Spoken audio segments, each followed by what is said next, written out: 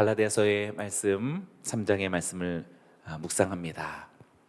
오직 믿음으로 의롭다함을 얻는다라는 정말 복음의 진리를 지금 바울이 계속해서 변증하고 또 강하게 그것을 호소하고 있습니다. 갈라디아 교인들에게만이 아니라 2021년 오늘을 살아가는 우리의 교회와 성도들과 자녀들에게 더 강력하게 필요한 그런 메시지다라고 생각됩니다. 오직 믿음으로 하나님으로부터 인정받는 인생이야말로 진정한 인간입니다. 하나님께 인정받는 가정이 참된 가정입니다. 하나님께서 의롭도다라고 그렇게 칭함을 받는 교회가 진짜 교회입니다. 그러기에 우리의 믿음이 다시금 새로워져야 하고 우리들의 믿음이 진정한 그리고 살아있는 그런 순결한 그런 믿음이어야 하겠습니다. 그래서 우리는 오늘 갈라디아서에서 들려오는 성령에 감동되어진 바울의 목소리를 들어야 할 것입니다. 오늘 갈라디아서 3장에서는 두 가지 측면에서 오직 믿음으로써 하나님으로부터 인정받는, 의롭다고 인정받는 두 가지 측면을 우리들에게 강하게 호소합니다. 첫째는 갈라디아 성도들의 개인적인 체험을 상기시키는 겁니다. 1절부터 5절까지의 말씀이 바로 그 내용인데요. 갈라디아 성도들은 그냥 어떤 평범한 또 신앙이 없던 그런 무리들이 아니었습니다. 그들이 성령을 받은 주님의 공동체였고 그러한 성령을 받았던 사실들이 수많은 율법 조항들을 성실하게 준행하면서 얻게 되어진 성령 체험이 아니었던 것이지요. 오직 복음의 말씀에 대한 믿음의 결과에 따른 성령의 체험이 갈라디아 교회와 성도들에게 부인할 수 없었던 분명한 증거였습니다. 두 번째는 성경의 증거입니다. 6절부터 9절까지의 말씀이 성경 속에서 어떻게 갈라디아 교인과 성도들에게 분명히 믿음으로써 하나님께 인정받는 분명한 진리가 선포되는지를 증거하고 있습니다.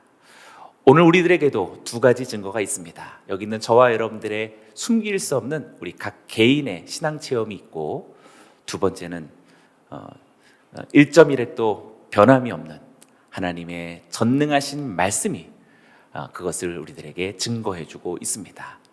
나 자신의 증거와 성경의 증거를 품고 오늘 창립 17주년 어떤 것에도 흔들리지 아니하고 이 어둠이 득세하는 혼란의 시대 속에서 견고한 하나님의 성도와 교회로 다시 우뚝 서는 우리 모두가 되기를 축원합니다. 1절의 말씀을 제가 읽습니다. 오 어리석은 갈라디아 사람들이여, 예수 그리스도께서 십자가에 못 박히신 것이 여러분의 눈앞에 분명히 드러나 있는데 누가 여러분을 미혹했습니까? 바울은 율법주의자들에게 미혹되어진 갈라디아 성도들을 향해서 매우 질책성이 강한 표현을 가지고 꾸짖고 있습니다. 어리석도다라는 표현으로서 갈라디아 성도들이 좀 마음이 서운할지라도 강하게 책망하고 있습니다. 왜냐하면 갈라디아 성도들은 바울로부터 예수 그리스도의 십자가의 복음을 이미 듣고 알고 있었습니다. 때문에 그들은 믿음으로써 의롭게 되어진다라는 인정을 받는 진리 위에 굳건하게 서 있어야 했습니다. 그러나 그들은 연약했고 진리에서 벗어나 율법주의자들의 미혹에 쉽게 빠져들어간 것입니다. 우리도 그렇지 않겠습니까? 우리도 정말 삶 속에서 이러한 상황을 흔히 발견할 수 있을 것입니다. 우리도 예수 그리스도의 십자가의 복음을 이미 알고 듣고 믿고 있습니다. 그러나 율법주의자들의 미혹과 같이 우리들에게 찾아오는 것은 율법주의자라는 어떤 종교적이고 또 교리적인 이름을 달리 바꾸어서 이 세상의 생존 방식들이 우리로 하여금 끊임없이 복음이 아니라 자기 능력으로 살게끔 그렇게 계속 우리들에게 유혹하고 또 우리들을 재촉하고 있습니다. 그래서 우리도 그것에 편승하는 것이지요.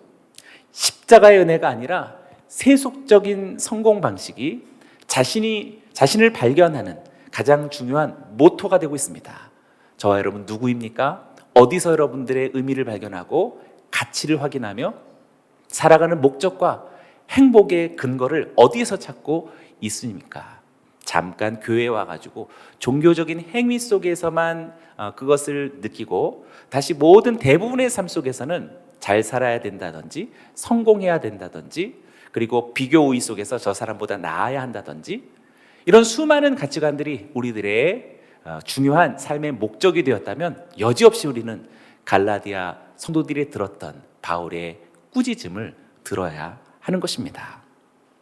바울은 갈라디아 교인들에게 처음 예수 그리스도의 십자가 복음을 전하였을 때 그들은 마치 십자가의 사건이 눈앞에 펼쳐진 실제 사건처럼 생생하게 받아들였음을 밝히고 있습니다. 너무나도 명확하고 확실한 구원의 사건이 갈라디아 성도들에게 있어서 예수 그리스도의 십자가 사건이었던 것입니다. 우리도 그렇지 않습니까? 우리도 우리 주 예수 그리스도의 십자가가 얼마나 우리들에게 애통함을 가져다 주었고 그리고 참회의 눈물을 흘리게 했었으며 그리고 그 십자가를 생각할 때 우리 마음속에 흘러오는 주님의 사랑에 대한 감격스러운 구원의 확신을 가진 적이 있습니까? 분명히 있습니다. 그럼에도 불구하고 시간과 세월과 사건과 살아가는 삶의 여정 속에서 우리는 그 감격을 쉽게 잃어버리고 있는 것이지요. 바울은 이러한 구원의 사건이 단순한 깨달음의 사건으로 주어진 것이 아니라 그리고 지난날 오는 우리들이 경험했던 십자가의 체험과 그 구원의 확신은 지난날 있었던 종교적인 어떤 작은 감정이 아니라 성령의 임재의 사건이었다라고 분명히 강조하고 있습니다. 2절이 이렇게 이야기하고 있죠. 여러분은 율법의 행위로 성령을 받았습니까? 아니면 복음을 듣고 믿음으로 성령을 받았습니까? 로 우리들에게 반문하고 있습니다.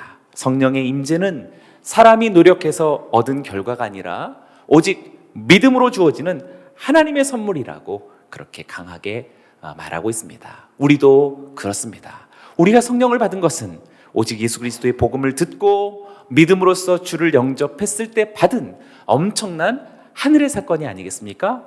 아멘. 아멘.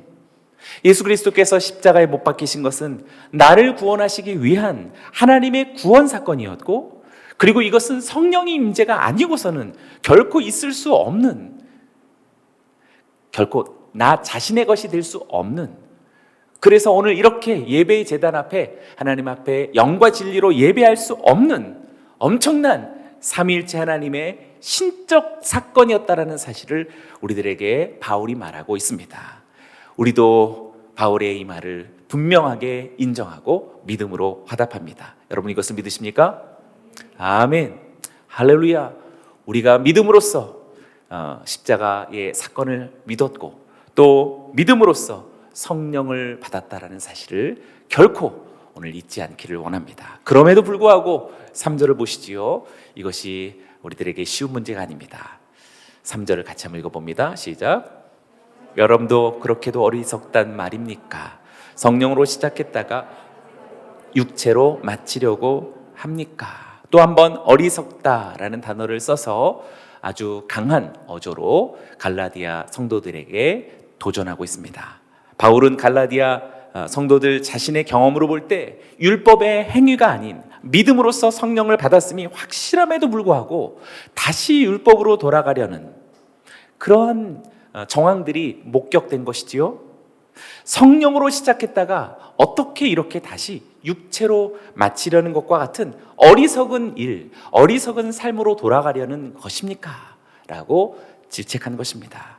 갈라디아 교인들은 인간의 구원을 그리스도께서 이룩해 놓으신 십자가의 완전한 대속 사건에서 찾으려는 것이 아니라 자신이 내세우고 싶은 율법적 행위 또는 자신의 몸의 흔적을 통해서 확실하게 확인할 수 있는 할례와 같은 것을 통해서 찾으려고 했던 것입니다. 율법적인 행위와 할례라고 해서 기독교 용어로 생각하면 오해입니다. 그것은 전적으로 우리의 생활 용어입니다. 우리도 혹시 그렇지 않겠습니까? 인생의 목적과 궁극적인 목표가 예수 그리스도의 사랑과 하나님의 나라에 있음을 믿으시죠? 인정하시죠? 그럼에도 불구하고 우리들의 양심을 통해서 한번 들여다보길 원합니다. 정말 내 인생이, 나의 삶이, 내 자녀들의 앞날이, 그리고 우리들의 미래가 정말 예수 그리스도와 하나님의 나라의 그 왕성함에 대한 순수하고 진실한 꿈과 소망과 기대로 가득 차 있는가? 아니면 인본주의적인 자기 성취물들에 계속 연연하고 있는가? 그러한 인본주의적인 자기 성취물들을 가리켜 오늘 유대인들의 율법적 행위라고 말하는 것이 틀리지 않습니다. 가시적인 결과물로서의 비교 우위적인 자기 주장이 할례라고 해도 다르지 않은 것입니다. 5절의 말씀을 보시죠. 하나님께서 여러분에게 성령을 주시고 여러분 가운데서 능력을 행하시는 것이 여러분이 율법을 행하기 때문입니까? 아니면 복음을 듣고 믿기 때문입니까? 바울은 이제 요약적으로 결론을 내고 있습니다. 하나님께서 성령을 주시고 성령의 능력을 따라서 행할 수 있었던 것은 분명히 갈라디아 교인들의 율법적인 많은 연구와 학습이 아니라 분명히 그들이 실제로 체험한 사건이었다라는 사실을 말하고 있습니다. 율법의 행위가 아닌 듣고 믿음으로써 얻게 되어진 명백한 증거였습니다. 너무나도 당연한 대답이 되는 것이지요. 우리도 그렇겠습니다. 예수 그리스도를 믿고 성령의 인도하심을 받아 하나님의 자녀가 되었고 예수 그리스도의 제자가 되었고 교회를 섬겼고 성도들을 돌보았고 열방에 복음을 전하던 일들이 분명히 믿음으로서만 가능했다라는 사실, 그것을 통해서 우리들에게 이렇게 저렇게 보고 기뻐하고 흥분을 감출 수 없었던 하나님의 나라였는 줄로 믿습니다. 아멘.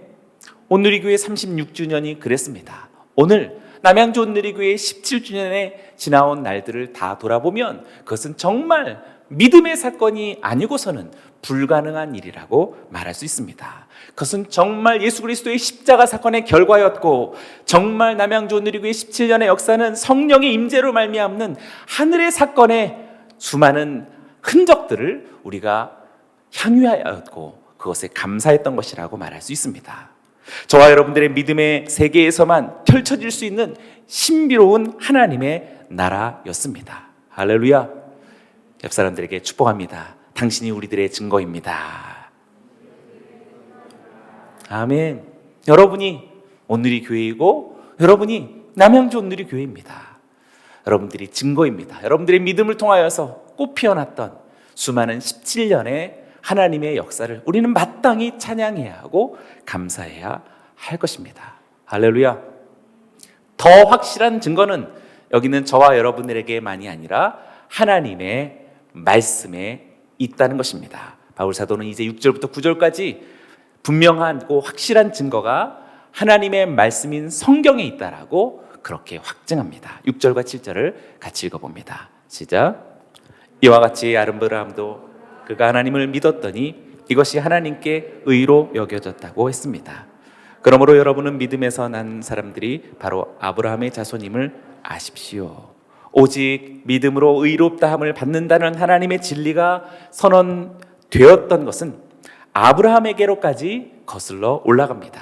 그런데 중요한 것은 하나님께서 아브라함을 의롭다라고 여기셨던 것은 전적으로 하나님의 은혜였던 것이지 아브라함의 어떤 훌륭한 율법 수행이나 할례의 준수에 있던 것이 아니었다라는 사실입니다. 더욱 중요한 것은 하나님께서 아브라함을 의롭다라고 아브라함을 인정하셨던 그 시기는 아브라함이 할례를 받지 않던 그 오래전에 있었던 할례와 무관하였던 일이다라는 사실을 분명하게 바울 사도가 우리들에게 이야기해주고 있습니다. 저와 여러분들이 성공하기 전, 저와 여러분들이 어떤 성취를 얻기 전, 저와 여러분들이 다른 세상에서 어떤 의미를 찾기 전 벌써 하나님이 저와 여러분들에게 내가 옳다라는 인정을 주셨다라는 사실입니다. 할렐루야. 그런데 우리가 자꾸 다른 데서 인정을 얻으려 하고 나를 찾으려 하고 발견하려고 하고 우리의 자녀들의 가치를 세속의 삶 속에서 의미를 찾으려고 하니 우리가 입술로는 주님의 이름을 그렇게 불렀지만 마음으로는 여전히 세속의 것들을 계속 의지하고 있다라는 증거밖에 될 수 없는 것입니다. 진정한 아브라함의 자손이 되는 건 역시 오직 믿음을 가진 자만이 가능한 것입니다. 오직 믿음을 가진 사람들만이 아브라함과 마찬가지로 의롭다함을 칭함을 받고 하나님의 구원을 얻는 것입니다. 이렇게 믿음으로 의롭다함을 받은 사람은 아브라함에게 주어진 복을 함께 받습니다. 왜냐하면 그것이 하나님께서 약속하신 언약이기 때문에 그렇습니다. 그래서 이 언약이 신비로운 것입니다. 이것은 시간과 공간을 뚫고 나아가는 엄청난 힘이 있고 세대와 세대를 뛰어넘는 놀라운 비밀이 있습니다. 아브라함에게 주셨던 것인데 믿음 속에서 그 언약이 저와 여러분들의 언약이 될 수 있는 엄청난 신비가 바로 하나님의 언약인 것입니다. 정확하게 말해서 믿음으로 말미암은 자들은 아브라함으로 인하여서 복을 받는 것이 아니라 아브라함이 받았던 그 복을 그리스도 안에서 아브라함과 함께 받게 되어진다는 사실입니다. 할렐루야. 이 복이 17년을 맞은 우리 남양주 성도들과 함께 예배하는 우리 모든 예배자들에게 주어지기를 주의 이름으로 축원합니다. 보십시오. 9절의 말씀입니다. 그러므로 믿음에서 난 사람들은 믿음이 있는 아브라함과 함께 복을 받습니다. 할렐루야. 하나님은 아브라함에게 복을 주셨고 아브라함에게 언약하셨지만 믿음으로써 예수 그리스도 안에 그 아브라함의 복과 아브라함의 언약이 여기는 저의 복이요 여러분들의 복과 언약이 된다라고 말하고 있습니다. 할렐루야. 이 복이 과연 무엇이며 이 복이 어떤 의미를 갖는 것입니까? 14절 오늘 마지막 말씀이 우리들에게 놀라운 기대이고 또 바람이며 소망이고 감격이 됩니다. 14절은 큰 소리로 같이 읽어봅니다. 시작. 이는 아브라함의 복이 그리스도 예수 안에서 이방 사람에게 미치게 하고 우리도 믿음으로 성령의 약속을 받게 하기 위함입니다. 아브라함의 복이 여기 있는 저와 여러분들이 복이 되고 아브라함의 언약이 여기 있는 저와 여러분들의 그리스도 예수 안에 있는 언약이 되는 그 분명한 의미가 두 가지로서 설명되고 있습니다. 첫째는 아브라함의 복이 이방인에게 미치게 하는 것이다 라는 것이요, 둘째는 믿음으로 인하여 성령의 약속을 받게 하는 것이다 라고 밝히고 있습니다. 그러니 오늘 이 복이 담을 넘어가야 되는 것이지요. 하나님이 우리에게 주신 이 복은 개인의 소유물이 아닙니다. 우리가 가정에 우리 자녀들이 잘 되는 그런 이기적인 기복적 복이 아닌 것입니다. 이것은 담을 넘어가는 이방인에게로 미쳐야 하는, 그리고 하나님이 우리들에게 주신 열방에까지 뻗어나가야 하는, 끊임없이 흘러가는 것이요 넘쳐나는 하나님의 복인 줄로 믿습니다. 이 복이 우리로 복음을 전하게 하는 복이며 열방과 민족으로 선교하게 하는 복이며, 우리는 이 복을 받은 자로서 이제 17년을 맞이하여 우리가 그동안 쌓아올렸던 각 개인의 어떤 담장들을 이제 훌쩍 뛰어넘어서 하나님의 놀라운 이 복음이 이방인에게 나아가기를 주의 이름으로 축원합니다. 또한 이 아브라함의 복은 성령의 약속을 받게 하는 것이다라고 말하고 있습니다. 성령의 약속은 성령이 임하실 것이다라는 약속을 말합니다. 성령의 약속은 이미 구약 성경 여러 곳에서 여호와 하나님에 의한 약속으로 우리들에게 주어졌습니다. 에스겔서 36장 27절을 보시지요. 그리고 내가 내 성령을 너희 안에 주어서 너희로 하여금 내 법령을 따르며 내 규례를 지키고 행하게 만들 것이다. 벌써 구약 성경 속에서 성령의 약속을 우리들에게 말씀하셨지요. 요엘서 2장 28절과 29절도 그렇습니다. 그러고 난 후에 내가 모든 사람 위에 내 영을 부어주겠다. 너희 아들들과 딸들이 예언할 것이고 너희 늙은이들은 꿈을 꾸며 너희 젊은이들이 환상을 보게 될 것이다. 그날에 너희 하인들과 하녀들에게도 내가 내 영을 부어줄 것이다. 할렐루야.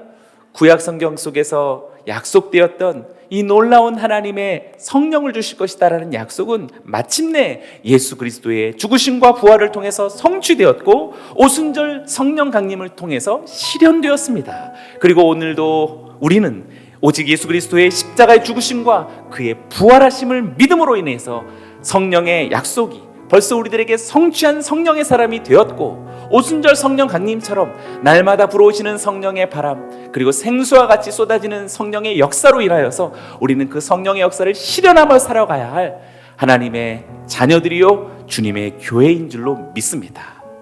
남양주 온누리교회는 세상의 수많은 기관들 중에 하나가 아닙니다. 놀라운 신적인 기관이고 유일무이한 하나님의 선물입니다.